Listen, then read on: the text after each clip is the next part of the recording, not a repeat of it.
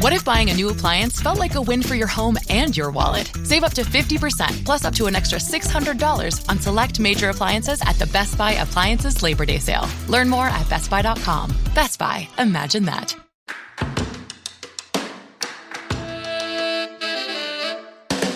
Hello, and welcome back to the British English podcast. And today, I was going to talk about something that I can't believe I haven't covered, which is the London Underground. Panic not though, it will be dropping soon after this one, but after researching all about the London Underground, I thought it would make sense to mention the crisis that was partly solved thanks to the London Underground. So think of this as a prequel to the not yet created episode on the London Underground. I suppose we could also call it a prologue, but most people skip that shit and we can't have that, of course. So whatever the label, today we're talking about one of the most bizarre crises in London's history. We've got one crisis, two crises. So yeah, what is this one? Well, it's not a plague, nor is it the Great Fire of London, nor the Great Stink, although I suppose this crisis also stunk.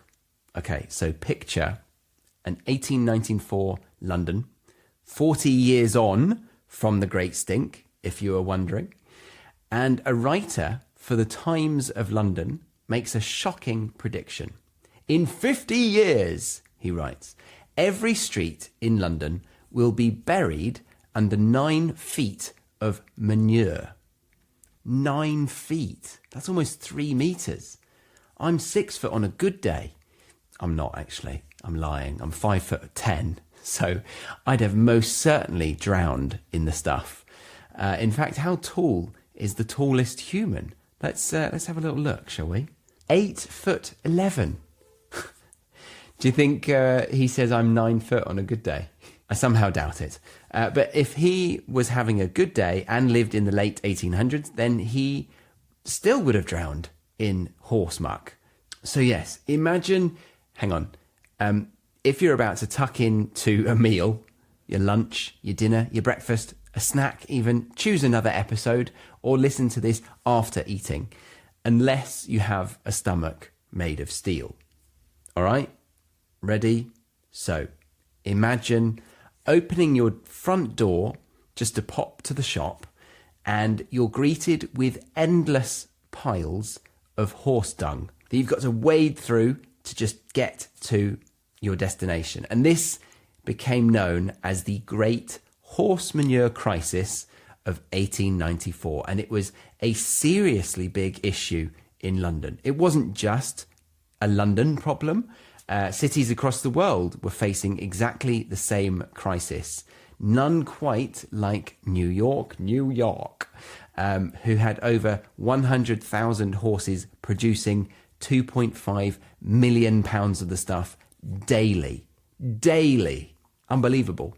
Apparently Paris, Berlin, Sydney, every major industrial city was drowning in horse dung, and nobody anywhere had the faintest idea what to do about it.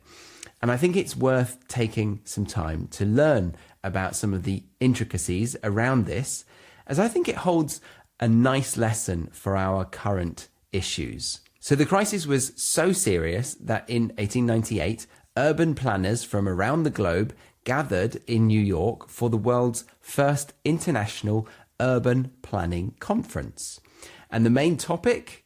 Horse manure. That was the main topic. Do you think they had a brochure and they said, main topic, horse manure? Also, I wonder if they banned themselves from travelling by horse to get there, rather like Greta Thunberg. She did that with the UN Climate Summit in 2019, I think. To be clear, she didn't ban herself from horse riding. She sailed to the US rather than taking a plane. Good on her, but not quite something we can all do. But let's hope they didn't all wade through horse poo by foot for this summit, because after just 3 days of debates, they gave up. The conference was supposed to run for 10 days, but the delegates basically threw up their hands and went home. No solution could be found. So let's see if we can find the solution. Do you know it already? I mean, you do have 130-ish years of retrospective knowledge, so hopefully you do. But let's indulge in this pooey crisis together and see why the world's brightest urban planners were completely stumped. And how the problem was eventually solved by something no one saw coming. So, grab a cup of tea. No snacks today. Certainly nothing chocolatey or nutty. And maybe just keep upwind, because we're about to explore the day London nearly disappeared under a mountain of horse dung. The number one selling product of its kind with over 20 years of research and innovation. Botox Cosmetic, out of botulinum toxin A, is a prescription medicine used to temporarily make moderate to severe frown lines, crow's feet, and forehead lines look better in adults. Effects of Botox Cosmetic may spread hours to weeks after injection, causing serious symptoms. Alert your doctor right away as difficulty swallowing, speaking, breathing, eye problems, or muscle weakness may be a sign of a life-threatening condition. Patients with these conditions before injection are at highest risk. Don't receive Botox Cosmetic if you have a skin infection. Side effects may include allergic reactions, injection site pain, headache, eyebrow and eyelid drooping, and eyelid swelling. Allergic reactions can include rash, welts, asthma symptoms, and dizziness. Tell your doctor about medical history, muscle or nerve conditions including ALS or Lou Gehrig's disease, myasthenia gravis, or Lambert-Eaton syndrome, and medications, including botulinum toxins, as these may increase the risk of serious side effects. For full safety information, visit BotoxCosmetic.com or call 877-351-0300. See for yourself at BotoxCosmetic.com.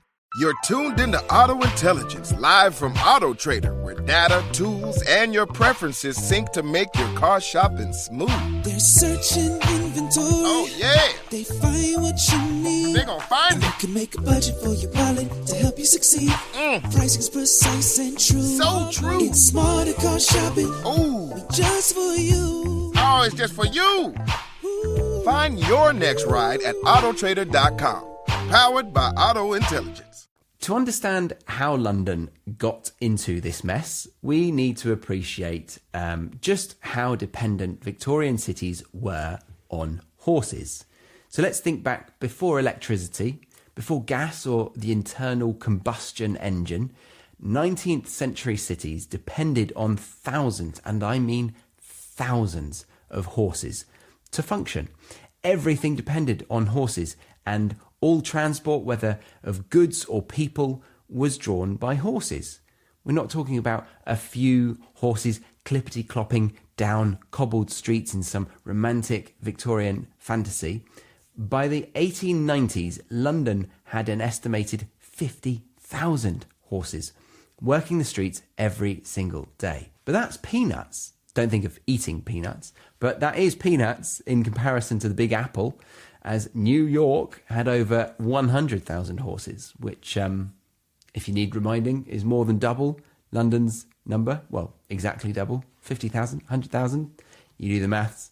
But yeah, Paris, Berlin, and every other major industrial city had similar armies of working horses, from private carriages to fire engines. Fire engines, can you believe it? With horses.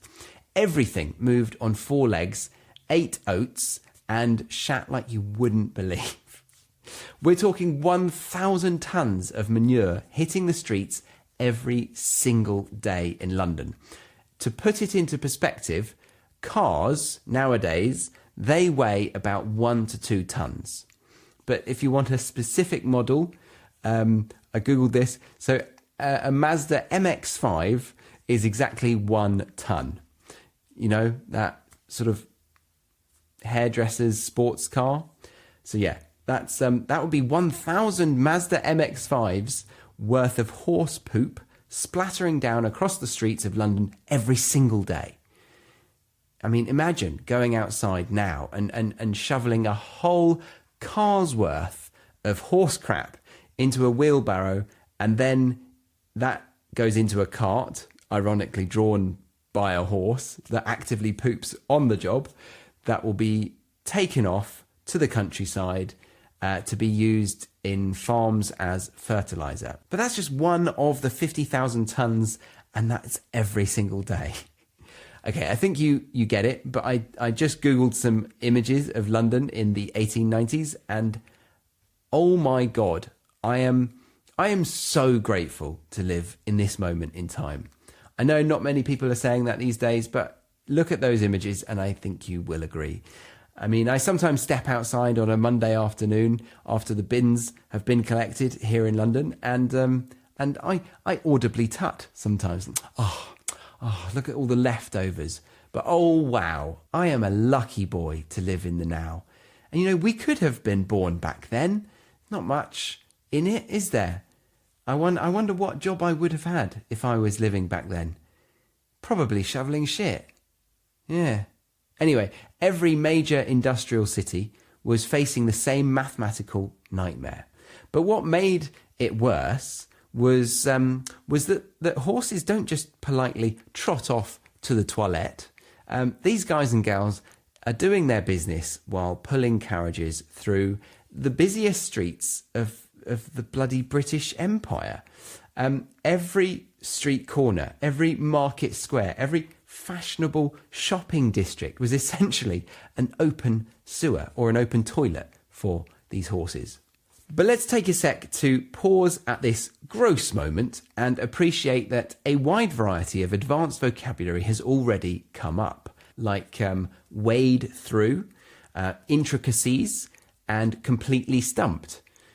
Instead of stopping to explain them and disrupting the flow of your listening experience, I've created a free PDF where I teach you all of these advanced phrases, plus I give you exercises that help you actually use them in the way that natives are using them.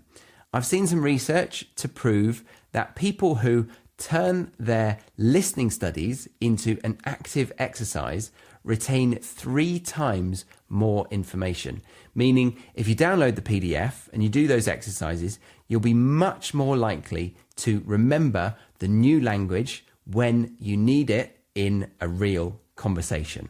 You can grab it by scanning the QR code on screen right now, or clicking the link in the description box or show notes of this episode, or the pinned comment below.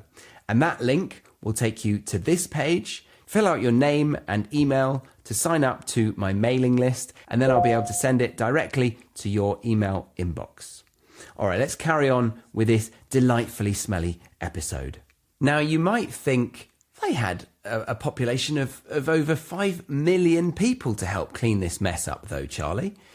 And yes, that's right. I am assuming you knew the population of London back in 1890. Well done, you.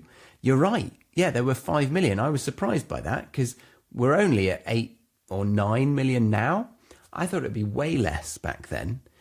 But still, it seems even with that much manpower, we were unable to keep up with the mess. And it wasn't just a disgusting nuisance, but also a public health disaster. The manure attracted flies, spread diseases, and emitted a stench that must have been rather reminiscent of the summer of 1858. Ah, the great stink. Fresh horse manure baking in the heat. It's a wonder anyone survived. The streets weren't just dirty, they were dangerous. When it rained, the manure turned into a slippery, foul-smelling mud that made walking treacherous. Sorry if I made you retch, just describing that situation. And to make it worse, when it was dry, the wind would blow dried manure dust through the air, coating everything and everyone in a fine layer of, horse poo. And then if you thought we were over the worst of it, there were the horses that died while out and about. I mean, they can't exactly call in sick, can they? So they sometimes would drop dead in the middle of the street. Apparently conditions were, as you might be able to imagine by now, rather brutal for them in Victorian London. I can't imagine there was great veterinary care, nor much pet insurance either. Is a horse a pet? No, it's not, is it? So they'd flop down dead in this mound of poo, and they'd stay there until, I mean, I don't think I can actually say this next bit, but life was rough back then. Let's just say the horses weren't exactly still in one piece for their burials. Actually, it was more likely they ended up as food for domesticated animals. People would even wheelbarrow pieces around shouting, "Me! Get your meat! Get your meat!" That was just disgusting. Imagine if that was your job. What would the title be? A horse meat wheelbarrower?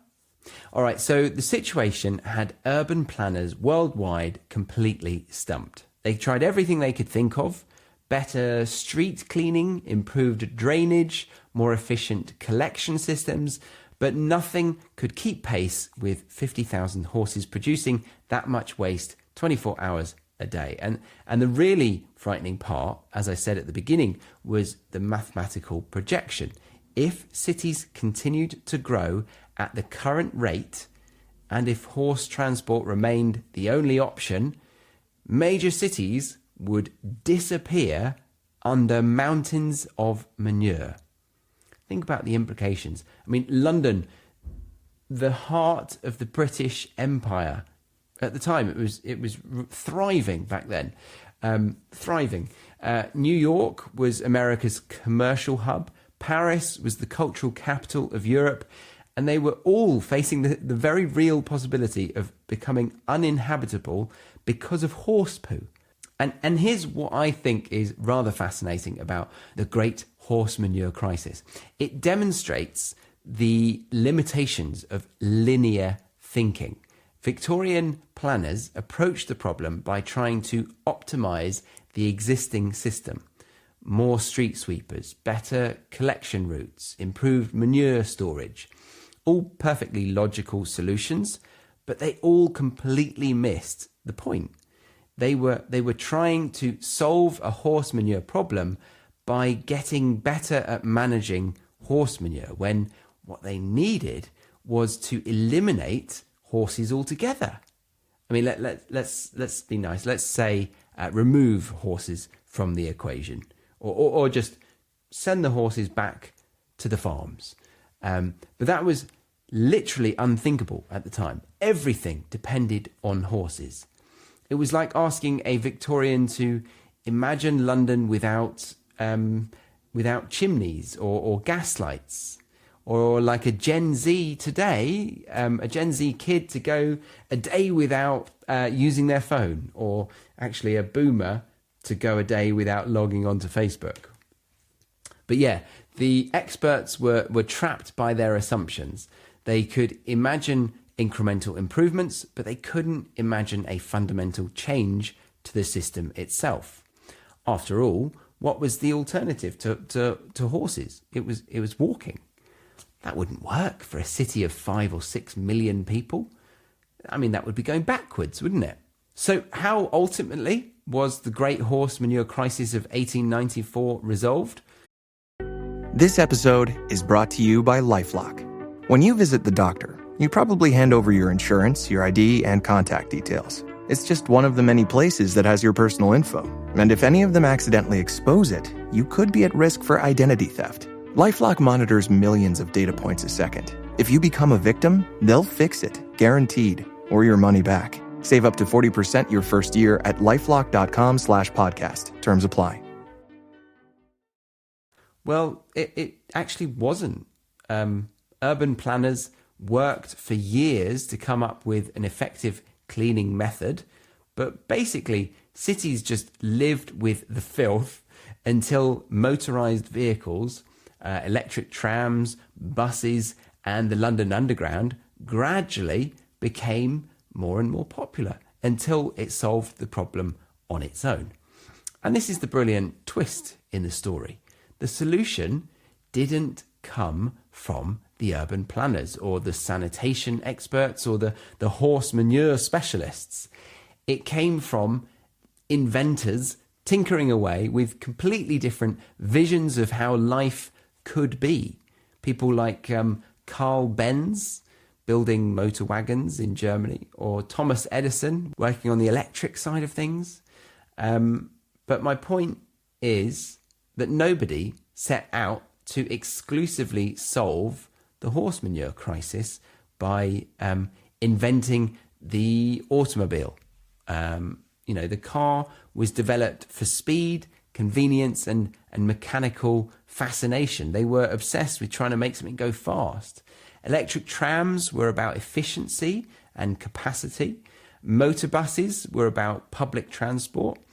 But these innovations, designed for entirely different purposes, accidentally solved the greatest urban crisis of the Victorian age. So, in a way, the horses were able to return to the farms, in my mind, harmlessly and living happily ever after. So this great horse manure crisis teaches us some profound lessons about innovation and problem solving. First, sometimes the biggest breakthroughs come from outside the established system.